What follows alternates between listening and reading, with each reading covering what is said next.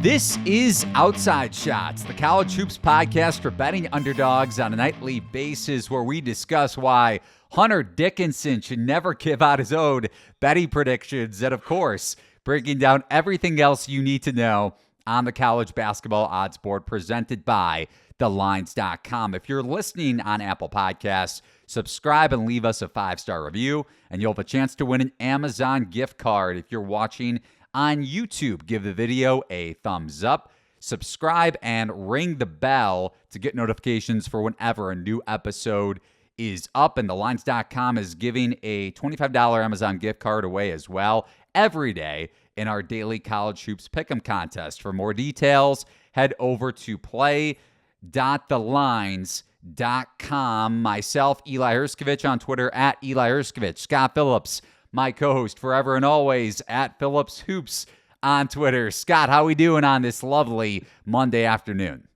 Man, I am pumped, Eli. It's feast week. We've got the World Cup starting with Team USA kicking off today. There's football on Thanksgiving, a lot of just great sports happening throughout just the weekday just to get us through things. And, you know, we'll talk about a lot of these tournaments that we've been harping on over these last couple episodes as we dig into more detail. But yeah, we're going to learn a lot about the national college basketball landscape after this week of tournaments. We're going to see maybe some of these contenders and pretenders and who separates themselves. And, you know, for me, I'm just anxious to get it all started. Yeah, no question, Scott. And we're going to dive into, just to give you guys a quick little rundown of how we're going to do things on the podcast today. Again, we're recording before Maui technically tips, but you might be the Maui Invitational, that is, but you might be listening later in the afternoon or Monday night, early Tuesday morning. So not going to do a ton of early round matchups in that holiday tournament in particular, but we're going to do quick reactions to the weekend, dive into the Thanksgiving Feast Week tournament, starting with Maui, then battle for Atlantis, Phil Knight Invitational, and Phil Knight Legacy Tournament, the first half and second half of the PK 85. I kind of get it, Scott, but the Invitational, the Legacy, it's a little much for me when we're trying to get everything prepared for the podcast, and I'm trying to figure out how to differentiate the two tournaments. Yeah, there's a lot of factors at play trying to get those two apart in your head, but we'll do the best we can. Like you said, we're going to go over the 4 major tournaments and a lot of things that we really gleaned from last week's games as well. Some really fun results already at play here. And let's start off with Gonzaga knocking off Kentucky by double digits. They win that game 88-72 on Sunday night. Gonzaga was a 4.5 point favorite, closed at 4.5 at most shops, opening -3. And you think about what happened on Wednesday night when the Bulldogs, the Zags, got blitzed by Texas, a great spot to back the Longhorns. We talked about that, Scott, last week on the Outside Shots podcast, but a great bounce back spot then to counter with the Zags against the Kentucky Wildcats, who have a lot of problems at both ends of the floor that we'll dive into here in a second. But Drew Timme, watching, especially in that first half and at times in the second half, really dominated in the trailer position, diving to the basket. And John Calipari never really adjusted at the other end of the floor. Granted, Kentucky really just needed to hit threes. They went 0 of 10 from deep in the first half, which made that game trailing by double figures at the break and overall. But Gonzaga, 44 points in the paint, 1.22 points per possession. And Kentucky's half-court offense remains a big issue. We saw it against Michigan State too. When they hit shots, it's a little different, but C.J. Frederick didn't really look in form throughout much of that game yesterday. Case and Wallace, though, has a combined in terms of their top 2 matchups in their 2 of their last 3 games against Michigan State and Gonzaga, 12 steals between both of those games. So, and he's starting to hit some perimeter shots as well. He's not going to be Ty Washington to me, but a guy, if he can space the floor at somewhat of a consistent rate, Washington was a 35% three-point shooter last year, be an elite defender to spark that transition offense, which Kentucky needs, considering you don't get floor spacing for the most part from Severe Wheeler, and Shibwe inconsistent in the mid-range, not the best in terms of efficiency in the low post either. So I came away impressed with Gonzaga off the bounce back, and still a lot of question marks with Kentucky. Yeah, for me, we kind of know who Gonzaga is going to be. We've harped on some of their backcourt issues. The turnover problems loom large. Nolan Hickman still doesn't look like he's all that comfortable asserting himself within that Gonzaga offense so far. That being said, they still have more than capable of pieces to continue to hum. And, Timmy is playing right now at probably the Wooden Award level favorite based on just how he's able to do everything and get everybody involved in all assets of the game and facets of the game, excuse me. And, you look at Julian Strawther and his start as well. We really haven't sung his praises that much on this show, but, he's been very effective, particularly in the Kentucky game on both ends of the floor. And, again, if you're Kentucky, there's a lot of concerns at play here in terms of their half-court offense, as you touched on, Eli. For me, I thought that they'd be getting more out of C.J. Frederick and Antonio Reeves, particularly after the way that those two guys shot the ball the first two games. Reeves looked like he's playing way too fast. I think he's 5 of 20 in the Michigan State and Gonzaga losses. He's 3 for 10 from the three-point range and just looks like he's playing way too quickly for some of these, 1-2 dribble pull-ups that he's trying to hit when guys are playing him off the line. And Frederick has also looked like he's a little bit sluggish in terms of playing in the moment against some of these juggernaut teams. And, those were two pieces that Kentucky desperately needed in their half-court offense once teams started collapsing on Oscar Tshiebwe.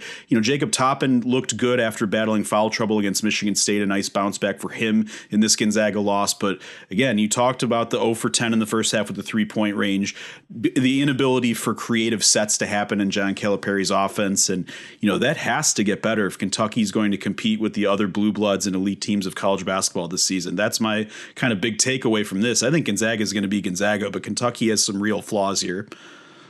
And you expect them to come along here as, we Absolutely. saw it last year in non-conference play. But for now, the half-court offense remains an issue. Scott, I know you want to touch on your Virginia Hoos, who you had in the future for over the weekend. We already have that ACC regular season title futures bet from the preseason podcast, but they win the Continental Tire Main Event against Baylor and then knocking off Illinois on Sunday.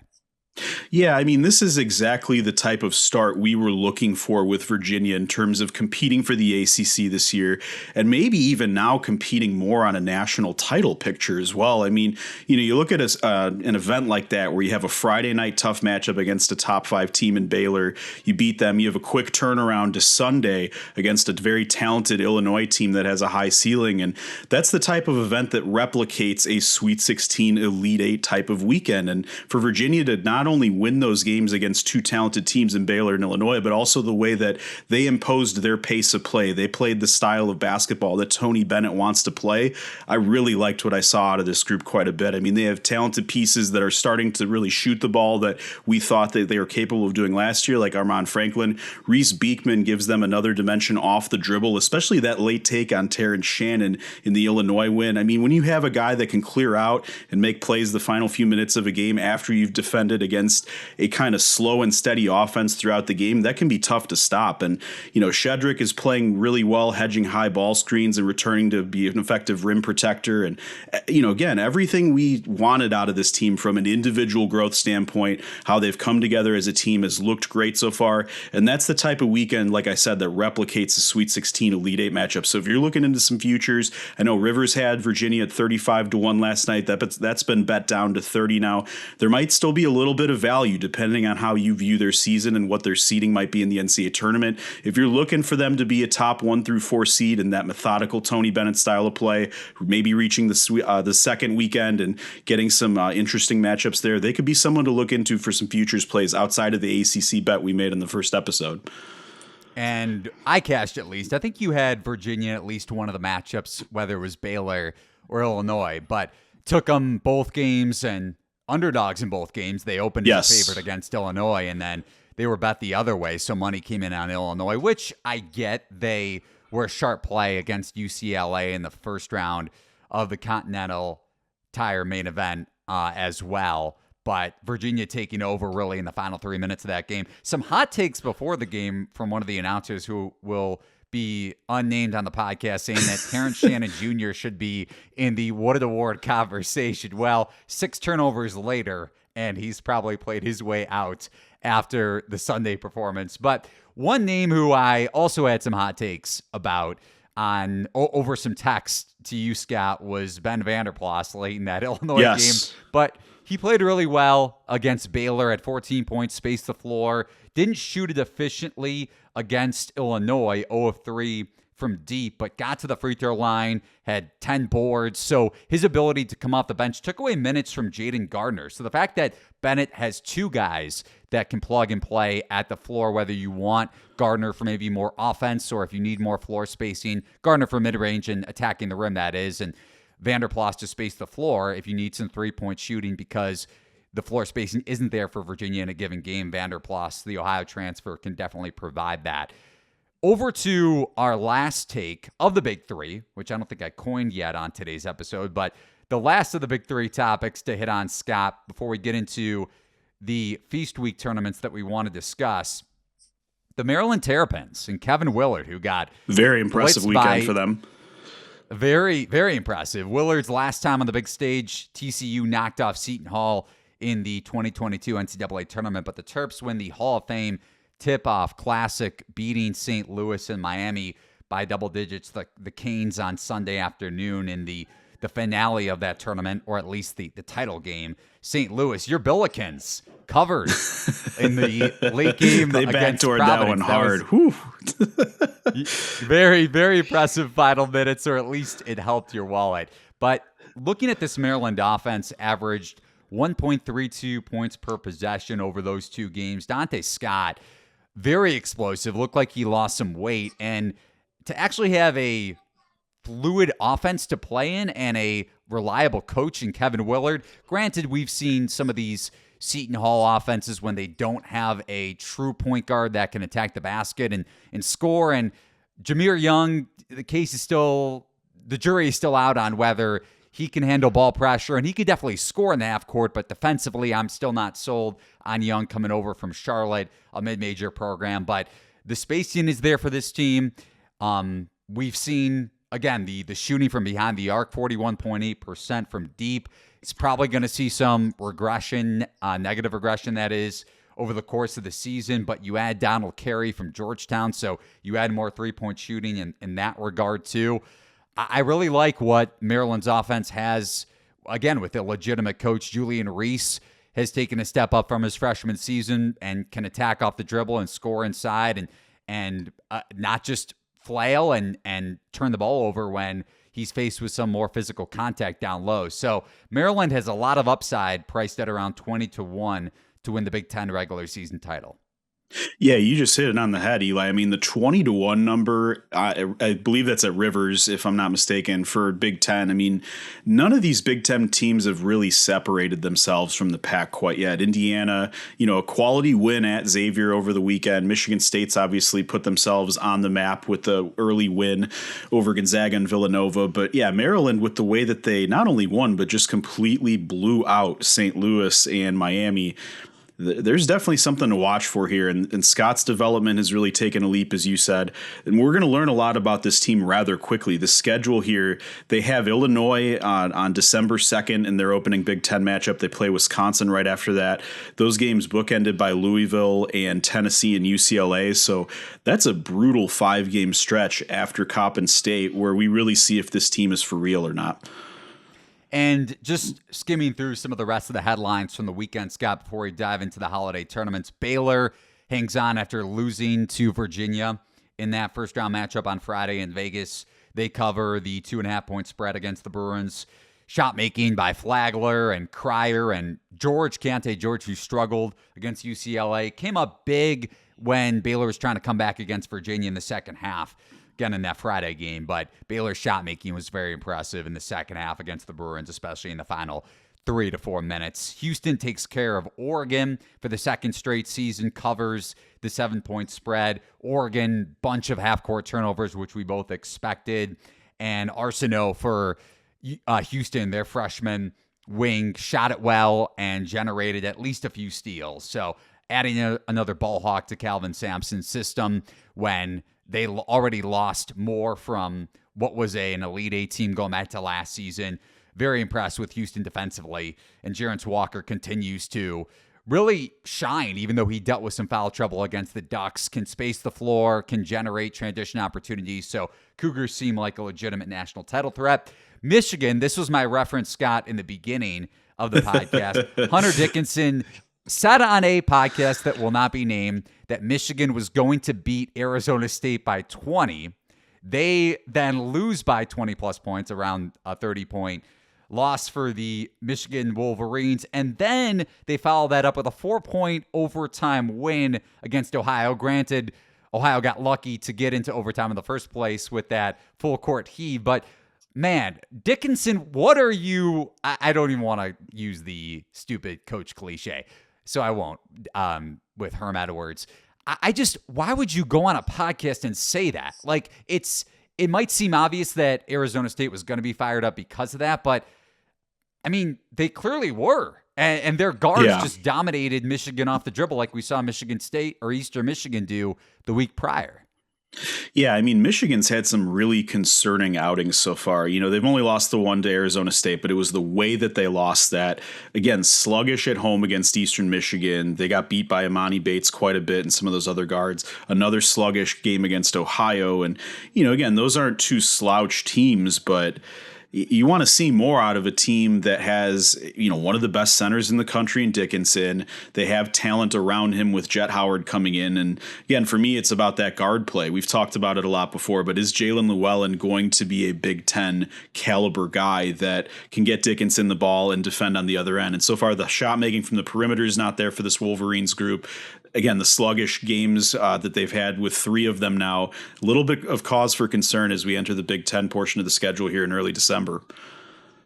Couple other notes to hit on. College of Charleston knocks off Virginia Tech, the upset that is, in the Charleston Classic finale. 5.5-point dogs, Charleston was, and plus 215 on the money line. And Indiana, another Big Ten team. We haven't given much credit to Illinois, by the way. I know I gave the announcer a little bit of shame for his Terrence Shannon Jr. comment, but the Illini will definitely be in the Big Ten mix, the favorite to win the conference. Oh, yeah, I think Illinois definitely proved themselves as a legitimate Big Ten contender and even greater potentially this season with the ceiling that they have at all five spots. Again, I love Coleman Hawkins, and I think if he can stretch the floor for you at the 5 for Illinois, then you have some really dangerous lineups out there. Yeah, he had some big threes in the second half against Virginia to potentially give Illinois a shot to win that game down the stretch. The favorite to win the conference, Indiana, was pushed to the brink against Xavier. They did cover the closing line at some books. They were 1.5 or 2-point favorites on the road against the Musketeers. But Mike Woodson's late game decision making a little odd in terms of who to send to the free throw line, who to get on the floor to close out the game. We were discussing this off pod, as you would like to say. Kevin Willard, maybe the second best coach in this conference to Brad Underwood. I was starting to make the case for Willard. Well, Izzo, obviously. Yeah. Izzo's got to get, of course you got to go January, February Izzo. We're not going to call that reporter who loves to do that on Twitter. And then last but not least, Texas, my national title pick, or one of my national title bets from the offseason, priced around plus 2,500 early to mid last week before that Gonzaga blowout win, now around plus 1,200, plus 1,400. So the Longhorns are a clear-cut national title threat. But Scott, to kick off the second half of the podcast on Outside Shots, and of course it's sponsored to you by Shot Quality, and Shot Quality Bets is your home for smarter bets and smarter basketball betting models. The Shot Quality betting model makes projections based on expected scores, eliminating variability, and increasing predictive accuracy. Ready to win more bets? Head over to shotqualitybets.com today. So starting off with the Jim Maui Invitational. And if you're listening to this after the tournament gets underway, which you may be if it's early Tuesday morning and the first round matchups are already toast, the favorites to win the tournament, Arizona plus 250, Arkansas plus 250. Both of those teams should move on against Cincinnati and Louisville, respectively. I don't care if Nick Smith isn't playing in this tournament, and considering Louisville doesn't really have a guard besides the one carryover into what Kenny Payne has in his first season with the Cardinals as 15.5-point dogs on Monday. I don't give Louisville much of a shot in that game, but if you're listening afterwards and Louisville pulls off the upset, we apologize.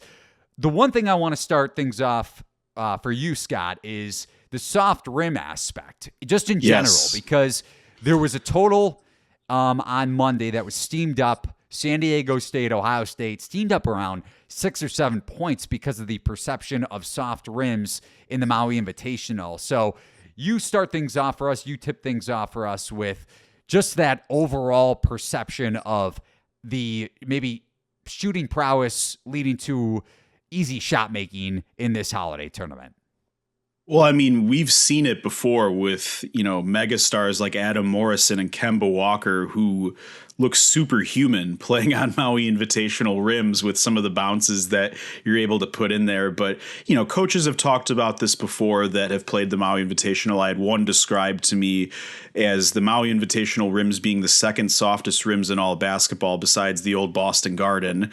And, it's just like one of those interesting quirks about this event that, as you said, has kind of been baked into the lines in some cases. So, maybe look for some of those over-unders, particularly if people are trying to take advantage of some inflated overs, as we could see. And, depending on the type of teams that are playing, especially ones that are prone to putting up a lot of perimeter shots, let's see if a Creighton gets hot, for example, a team that can really put the ball through the net early in the season with guys like Baylor Shireman.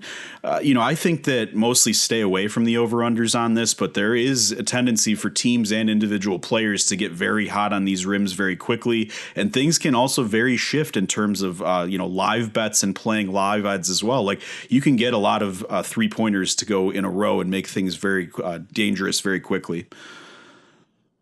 Digging into one team I want to get into if this matchup does take place, San Diego State, which is priced around plus 600 to win the Maui Invitational. They're taking on Ohio State in the first round on Monday night. We'll see if they pull off the win as a 4.5, maybe 5-point favorite if it gets steamed up that high. But if San Diego State does advance and they take on Arizona, which faces Cincinnati in the first round, I think I'm going to look towards San Diego State as an underdog of some sort. Hopefully it's around a possession, maybe closer to 2 if a good opener pops on Monday night, early Tuesday morning. But you think about Ohio State struggling with their respective turnover issues. Again, we'll see if that actually comes to fruition. But the Wildcats do as well. And we saw that going back to last season. So it's not just an early season sample size for me. Kirk Kriisa, their starting point guard, over a 25% turnover rate. Henderson, the mid-major transfer, to Bellis, the sophomore, and Pele Larson, another sophomore, all struggling with turnover issues, which go back to last season. And Brian Dutcher, which runs honestly a very similar style at both ends of the floor to Virginia, but especially with that pack line defense, I think can shut down Tommy Lloyd's motion offense, the former Gonzaga assistant in his second season with the Wildcats, which revolves around a lot of cutting action into that motion offensive scheme. And San Diego State's offense has also taken a big leap in terms of their backcourt with the addition of Darian Trammell from Seattle. I mentioned this on the last Outside Shots podcast with Trammell replacing Trey Pulliam, who graduated, and we saw it in that BYU game in the first week of the college basketball season, where I don't think San Diego State comes back in the second half if they don't have another explosive backcourt piece to pair alongside Matt Bradley. So very interested, Scott, in a potential San Diego State matchup against Arizona if they are indeed a 1 or short 2 possession underdog on Tuesday. Yeah, and you have to in terms of the long-term outlook of this tournament, the draw that the Aztecs have received here. Creighton and Texas Tech is arguably the best first-round matchup of any of these games this week. The winner of them has to face the tournament favorite in Arkansas. So for San Diego State to get a winnable matchup against a team, like you said, that gets a lot of turnover issues in Ohio State, to face an Arizona team that might have those same turnover issues in the second game, you have to like the draw for the Aztecs at plus 600 as opposed to maybe a Gonzaga or a Creighton or a Texas Tech that's plus 500 to 550. And, you've talked about off pod with me, Eli, maybe you're not looking at some long-term plays for this tournament, but in terms of some matchups, I really like that 1 possession, 2 possession type of spread for San Diego State if they face Arizona as well. I really like that, Matt Bradley and so many of these guys on the offensive end have really taken that next step up, kind of like we've talked about with Creighton and my future outlook for them as well. And, again, I think that there's a big upside for them in this tournament to make a statement. They're going to have a chip on on their shoulder is maybe the team not being talked about among the top 4 favorites, even though they are a potential top 25 mainstay this season. And again, I like this Aztecs group a lot to at least cover against Arizona in the second matchup, depending on the spread. No doubt. And Ballo has impressed after replacing Coloco in his sophomore and his junior season, that is, after transferring from Gonzaga, coming over with Tommy Lloyd. But then you have Nathan Mensah, who seemingly has played in college basketball now for a decade after dealing with what he dealt with in the COVID season, or that took away a potential 1 or 2 seed for San Diego State back in 2020. So moving on to the second tournament that we're going to hit on in the feast week, in the third week of the college basketball season. But over to the Battle for Atlantis. This starts on Wednesday, early morning, afternoon, depending on where you're at in the country, in the United States. Tennessee's the favorite to win the tournament at plus 250. Kansas follows suit at plus 260. The Dayton Flyers, who got back Malachi Smith over the weekend, plus 400. Everybody's favorite team, just kidding, Wisconsin at plus 800, USC plus 900, Butler at plus 1200, NC State plus 1800, and BYU at 20-1. No one wants to back the Cougars unless you want to burn money to win the Battle for Atlantis. Scott, before we get into a particular matchup that we both want to dive into in terms of a total, when you look at the landscape of this tournament, what stands out?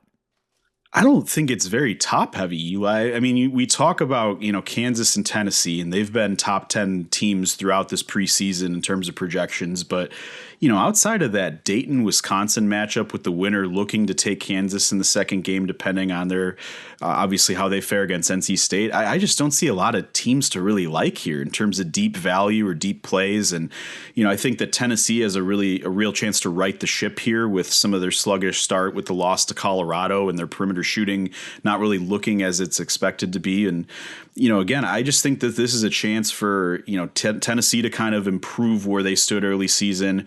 I really like that Dayton-Wisconsin matchup, as we're going to go more into. And, again, I don't see much resistance for Kansas and Tennessee outside of that Kansas second round matchup here. Yeah, really quickly with that, and you harped on the Vols. So just transitioning off of that, Tennessee potentially a 12, 13-point favorite, let's say, on a neutral against Butler in the Battle for Atlantis. Butler's perimeter shooting got back on track in their last 2 games, granted against low major competition, but Thad Matta running that motion offense, and we saw it work to an extent at Penn State, even though their shooting throughout was inconsistent as well. Chuck Harris, though, and Lukosius, the sophomore, got back on track from 3. Tennessee, I think, is due for some 3-point regression defensively, allowing a 26.9% 3-point shooting clip so far, while allowing plenty of open looks if you dig into some of the shot quality numbers. The one issue I have, though, against a defense that utilizes ball pressure, I don't really trust Chuck Harris and Jaden Taylor, who struggle with their respective turnover issues off the dribble against Vescovi and Key, the Indiana State transfer. And Tennessee, unlike Penn State in that matchup last week, has the size to limit Manny Bates down low, who is an inconsistent post player when he isn't going up against 6'7", 6'8" guys. Now, Baylor, or Butler, that is, may get back Aaliyah Lee, the Akron transfer, who's still recovering from some sort of a nose issue. But just a quick note on that game, may consider Butler at a big number, but I don't really trust their ball handling against still a top 10 defensive team. Over to a matchup that we want to hit on, Scott, in particular in the first round of these games. Wisconsin and Dayton will likely be priced around a pick'em or the Flyers as a short favorite around a point, probably favored by around -1. Malachi Smith, I mentioned they got him back, the point guard, over the weekend, recovering from that injury, going back to the A-10 tournament last year. And that will definitely mitigate the issues that we saw against UNLV in their early season contest in Las Vegas.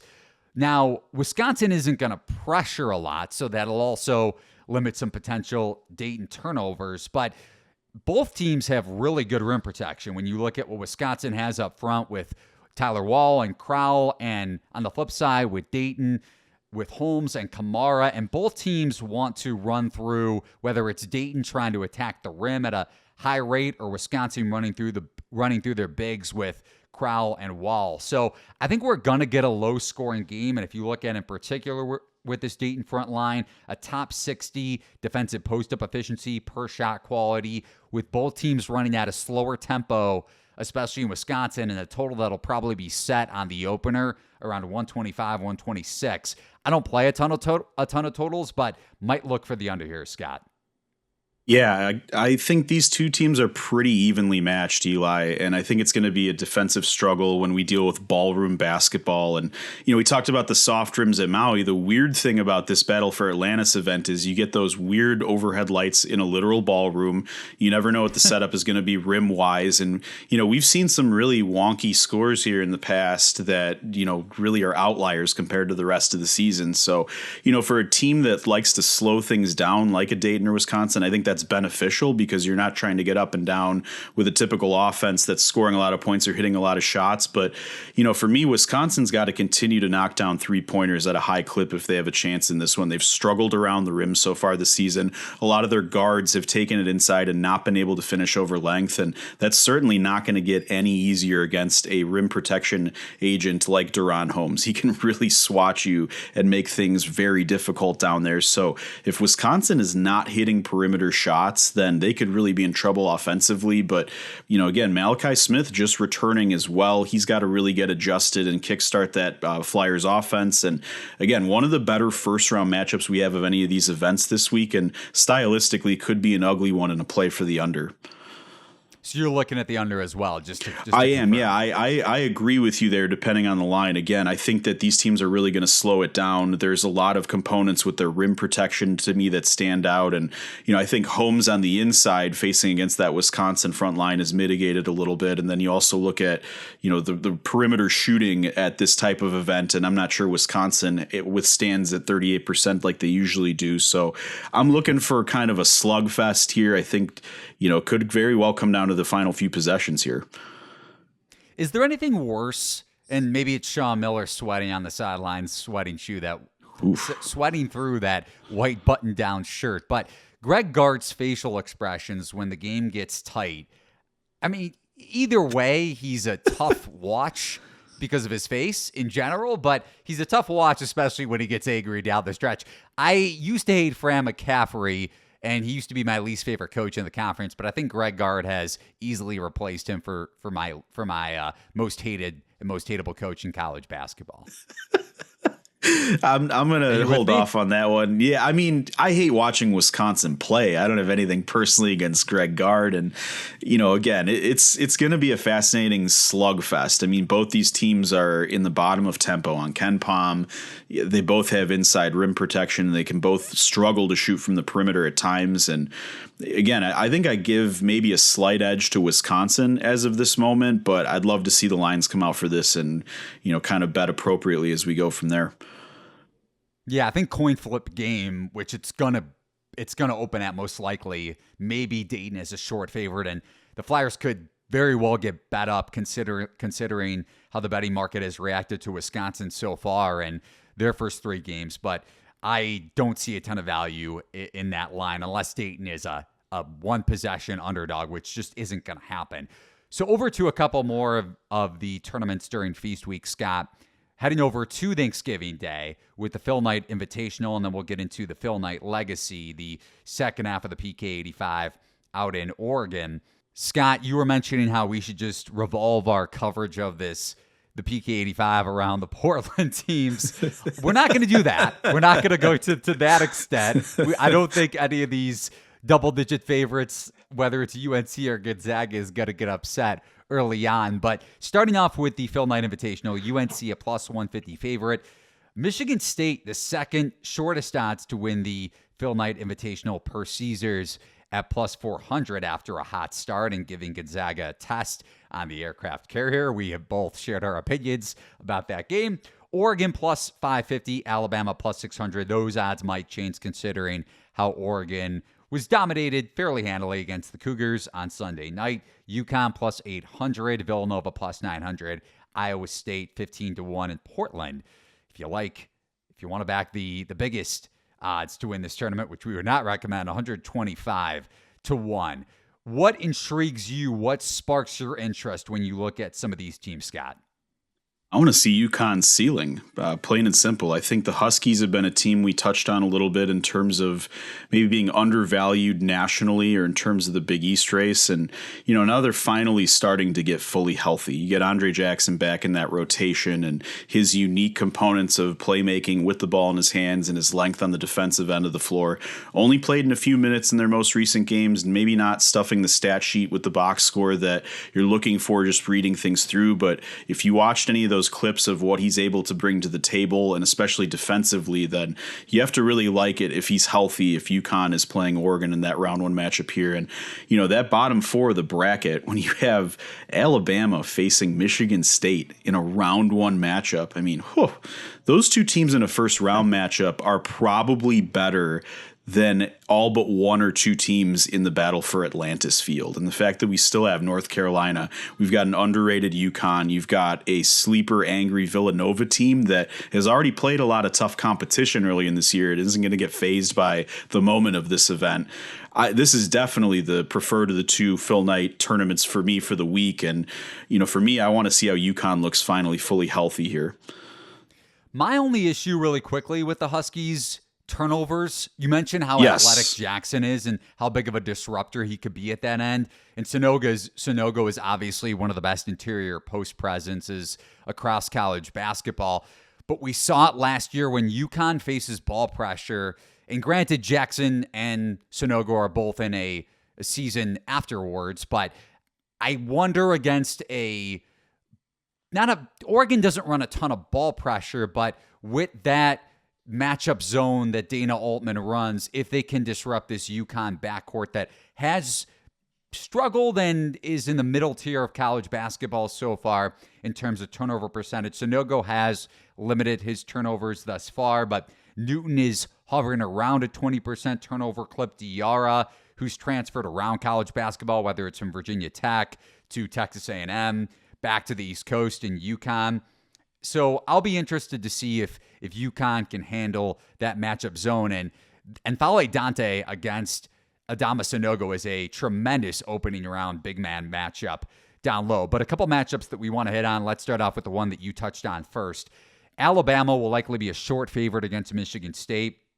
Now, Michigan State has allowed opponents to shoot just 26.5% from three thus far. But you think about regression coming, like I mentioned, for a team like Tennessee.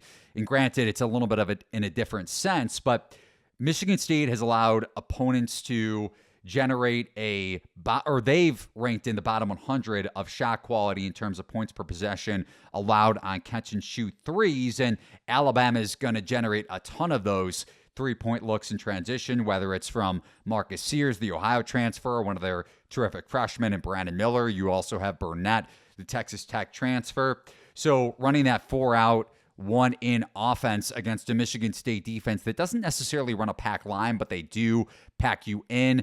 Bediako is going to have a tougher matchup with Sissoko down low. But to me, it's going to boil down to whether Alabama's making perimeter shots. We saw it in their first matchup of the season against Longwood. The 3-point shooting wasn't there, but if the perimeter offense is there for Alabama, even though they've struggled with some turnovers and maybe A.J. Hogard can generate ball pressure against Sears, I think Alabama can win this one pretty comfortably against a semi-overvalued and overrated Michigan State team to date.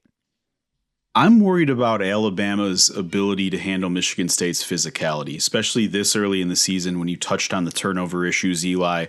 Again, I think the Spartans will kind of bully you on the perimeter at times. They'll body you up and they'll make refs make calls. And for an Alabama team that hasn't really faced a lot of length and athleticism on the perimeter yet, that's something I want to watch for right away. Michigan State, we know what they're capable of. They've already played 3 of the top teams in the country.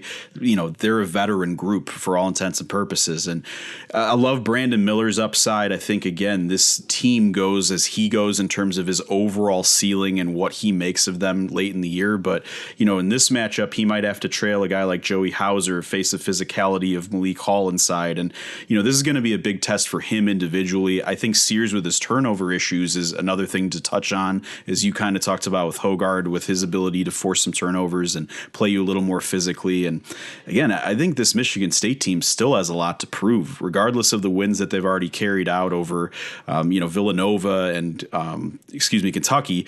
This is a team that had title aspirations for this event. I think that this Alabama matchup is interesting depending on the line, but I tend to go Michigan State in this one. Alabama has more talent. I think if you play this game in March that you might look at the Crimson Tide, but early on in the season, I know what I'm going to get from Michigan State. I know what I'm going to get from them defensively, and I wonder if Alabama matches that physicality and can hit shots and limit turnovers.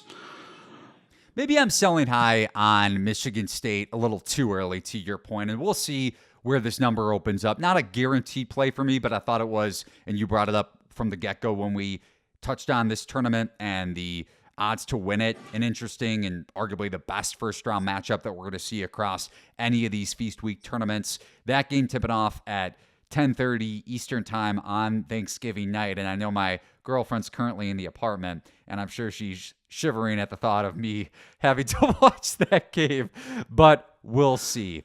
Over to another matchup, or a potential matchup that we can get in the second round of the Phil Knight Invitational, Scott. It's Villanova. If they do get by Iowa State, the Wildcats taking on North Carolina, who's one of the odds-on favorites, or one of the favorites, I should say, to win the national title, priced at around 10-1.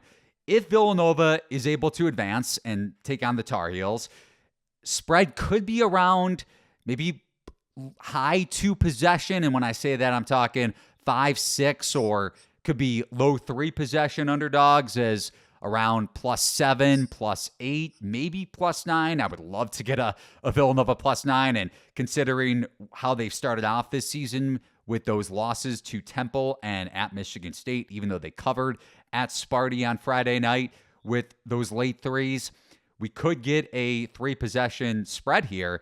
And what you think about what Villanova wants to do, it's the antithesis of UNC to an extent. They want to slow you down.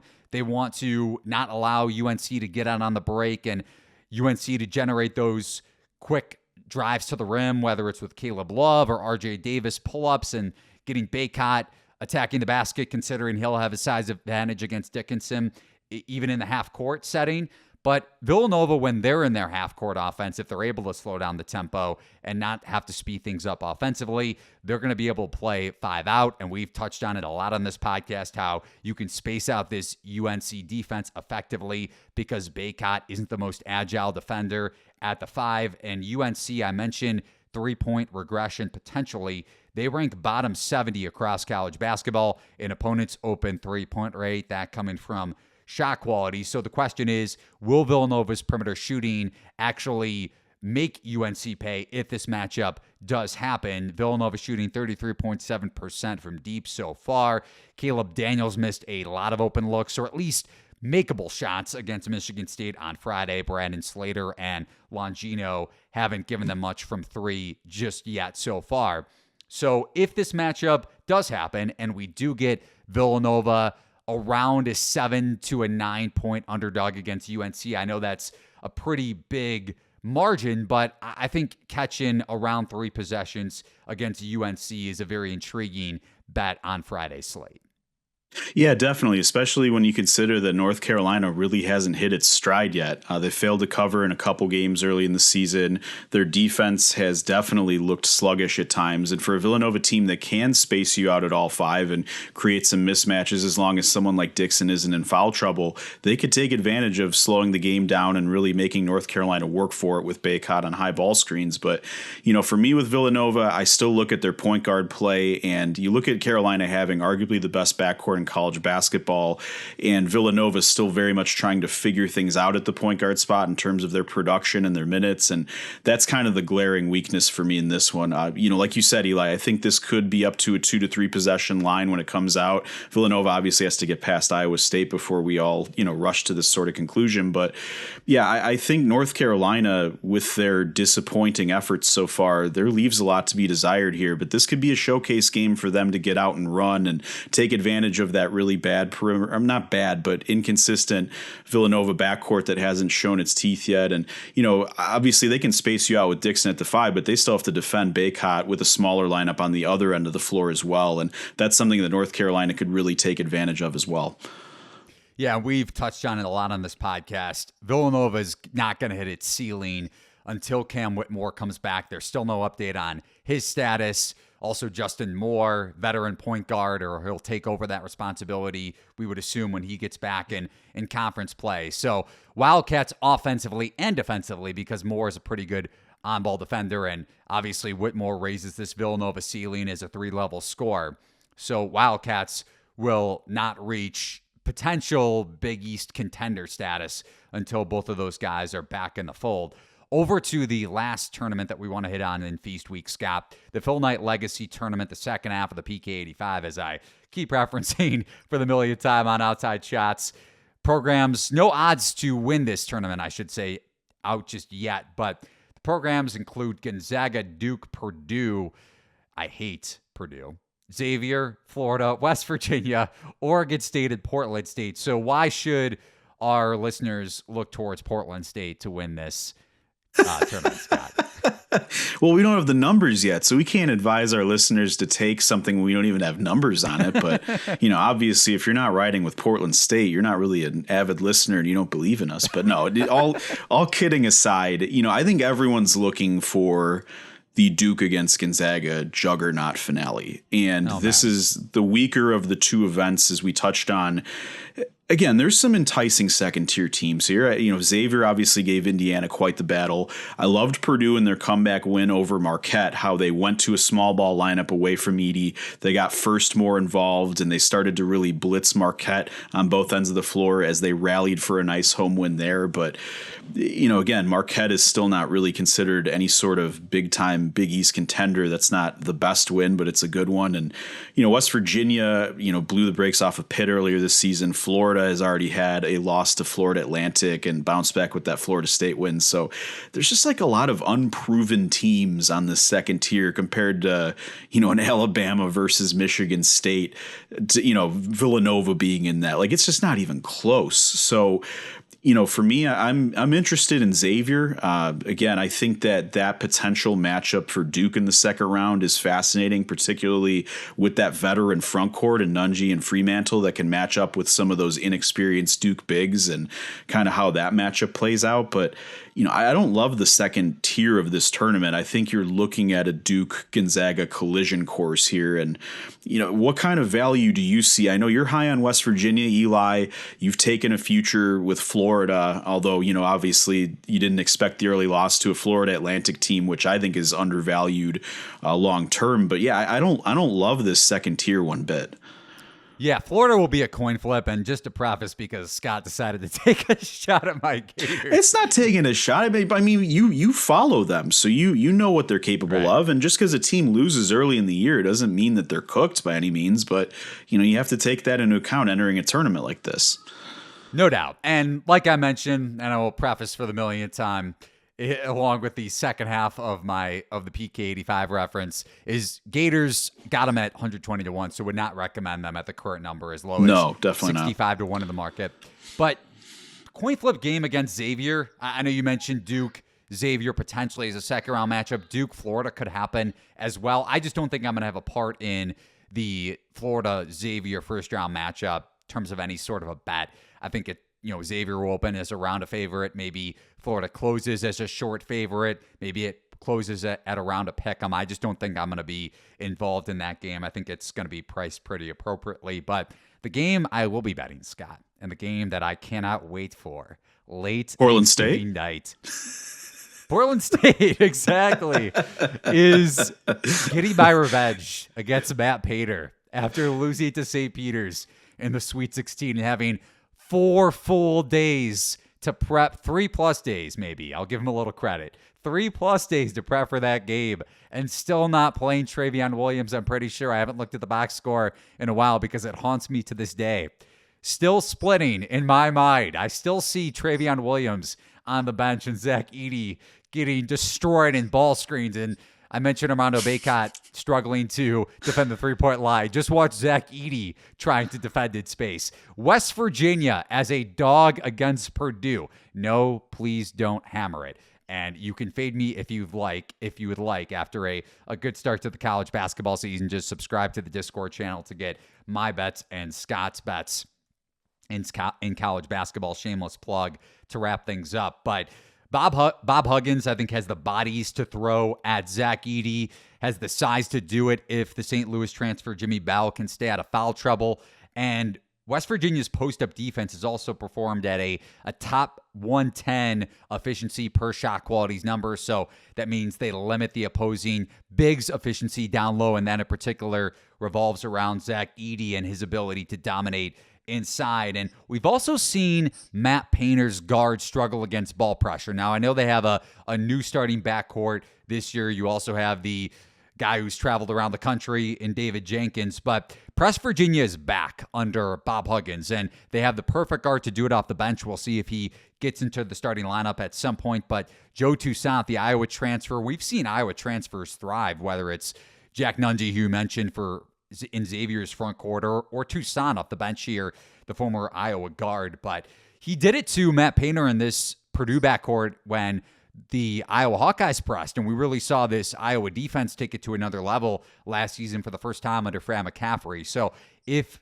West Virginia's press can speed up a Purdue team that primarily wants to slow the game down, and West Virginia wants to play at a slightly quicker tempo, we've seen it with Eric Stevens, the South Carolina transfer, and Kedrian Johnson also contribute to Press Virginia and their ability to pressure the ball and generate turnovers and speed opponents up. This game tipping off at 10 p.m. Eastern on Thanksgiving. I think West Virginia wins this game outright. I think if they face Gonzaga in the second round of the tournament, granted, that is if Portland State doesn't knock off the Zags, Scott, in their highly competitive first-round matchup, West Virginia can cover a 3, maybe even 4 possession line on the opener against the Zags because of how Gonzaga has fared against ball pressure so far, especially with their starting backcourt. We mentioned it, and we harped on it, and we saw it in the Texas game on Wednesday when the Longhorns picked up that 19-point win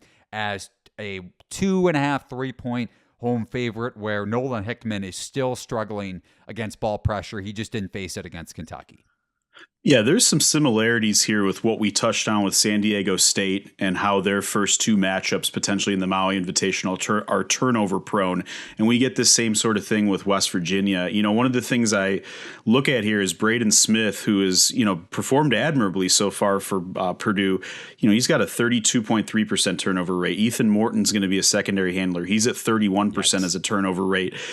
Those are the types of scary numbers that you look for with a team pressing against you. And, there's more options for them to obviously get involved. Fletcher Lawyer will handle the ball some. They'll get it to Brandon Newman. Zach Edey has done a very nice job thus far of not turning the ball over when being doubled and getting the ball out to his shooters or other guys. And as I mentioned, I really liked that small ball look going away from Edey that caused a big comeback against Marquette. But there are some very concerning turnover numbers here for Purdue, particularly with guys that are going to have to rely on that sort of thing. And, if you think you're facing a tough team with a Shaka Smart type of defense, you're looking at a Press Virginia with physicality, with the Huggins mentality that could give Purdue fits here. That's going to do it for our third episode of the Outside Shots podcast. Remember, if you're listening on Apple Podcasts, subscribe and leave us a 5-star review, and you'll have a chance to win an Amazon gift card. And thelines.com is giving away a $25 Amazon gift card in our daily college hoops pick'em contest. For more details, head over to play.thelines.com. And Scott also tipped it off at the beginning of the podcast that the World Cup is going on. You can participate in the Lines contest to win more Amazon gift cards with World Cup action too. Scott, any last words if you want to throw some hatred Matt Painter's way? You haven't shared your feelings about Matt Painter, so I'm going to give you 30 seconds to do so before we wrap up the Feast Week edition of the Outside Shots podcast. Man, really putting me on the spot here on a holiday week. I like Matt Painter. He was always good by me when I dealt with him as a reporter. I think he's had some fascinating teams over the years that have maybe under-delivered in the NCAA tournament in some capacities, but he also had some injury issues with the Robbie Hummel years. And I hate the way that the minutes were distributed between Williams and Edey last year, as we've talked a lot off pod. But generally speaking, I think he's a good guy, a good coach. And, I don't share the hatred that you do for Matt Painter, that's for sure.